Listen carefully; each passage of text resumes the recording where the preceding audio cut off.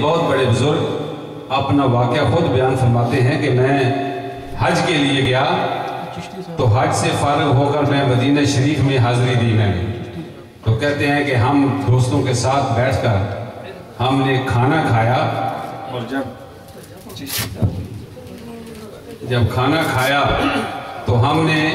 جو دسترخوان تھا اس دسترخوان کو جھاڑ کر ہم اپنی رہائش گاہ کے اوپر چلے گئے۔ وہ بزرگ بیان کرتے ہیں کہ تھوڑی دیر کے بعد میں نے دیکھا کہ ایک لڑکا چھوٹا بچہ، وہ جو گاربیج ہم نے ٹکڑے ہڈیوں کے وہاں پھینکے تھے، ایک بچہ وہاں کھڑا ہے اور وہ ہڈیاں اٹھا کر کھا رہا ہے۔ وہ بزرگ کہتے ہیں کہ جب میں نے یہ منظر دیکھا تو میں اپنی رہائش گاہ سے نکل کر باہر آیا اور میں نے اس بچے سے پوچھا کہ تو کیا کر رہا ہے؟ اس نے کہا کہ مجھے کئی دنوں سے بھوک لگی ہوئی ہے اور مجھے پاس کھانے کے لیے کچھ نہیں ہے، تو میں یہاں سے اٹھا کر اپنے پیٹ کی جو آگ ہے اس کو بجھا رہا ہوں۔ وہ بزرگ کہتے ہیں میں نے اس کے بچے سے پوچھا تمہارے ماں باپ زندہ ہیں؟ اس نے کہا میرا باپ فوت ہو چکا ہے اور میری ماں زندہ ہے اور ہم 5 یا 6 بہن بھائی ہیں۔ وہ بزرگ کہتے ہیں کہ مجھے بڑا ترس آیا، میں نے اس بچے کو کہا کہ کیا تو یہ چاہتا ہے کہ میں تجھے اپنے ساتھ ہندوستان لے چلوں، وہاں تمہیں میں اچھے اچھے کھانے کھلاؤں گا، اچھے کپڑے لے کر دوں گا، تمہیں کسی اچھی اسکول میں داخل کرواؤں گا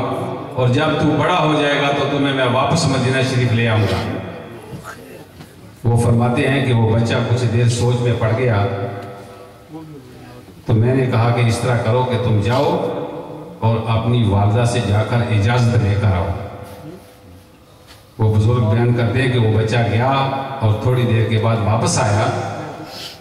تو اس نے کہا کہ میری ماں نے مجھے اجازت دے دی ہے کہ میں آپ کے ساتھ ہندوستان جا سکتا ہوں۔ وہ بزرگ کہتے ہیں کہ ہم جب وہاں سے فارغ ہوئے اور مواجہ شریف کے سامنے حضور صلی اللہ علیہ وآلہ وسلم کو آخری سلام کرنے کے لیے وہاں پہ حاضر ہوئے، دعا کی، تو میں نے اس بچے کو کہا کہ چلو، تو وہ فرماتے ہیں کہ وہ بچہ وہیں پہ رک گیا۔ تو اس نے کہا بابا جی آپ تو مجھے ہندوستان لے کر جا رہے ہیں، کیا ہندوستان میں بھی یہ دربار ملے گا؟ تو وہ بزرگ کہتے ہیں کہ اگر یہ دربار ہندوستان میں ہوتا تو مجھے یہاں آنے کی ضرورت نہیں تھی۔ تو کہتے ہیں کہ وہ بچہ اس نے زار و قطار رونا شروع کر دیا۔ اس نے کہا کہ پھر میں ہندوستان نہیں جاؤں گا، میں یہاں بھوکا رہوں گا، پیاسا رہ لوں گا، لیکن یہاں سے میں دور نہیں جاؤں گا۔ تو یہ ہے محبت، اللہ ہمیں بھی ایسی ہی محبت عطا فرمائے۔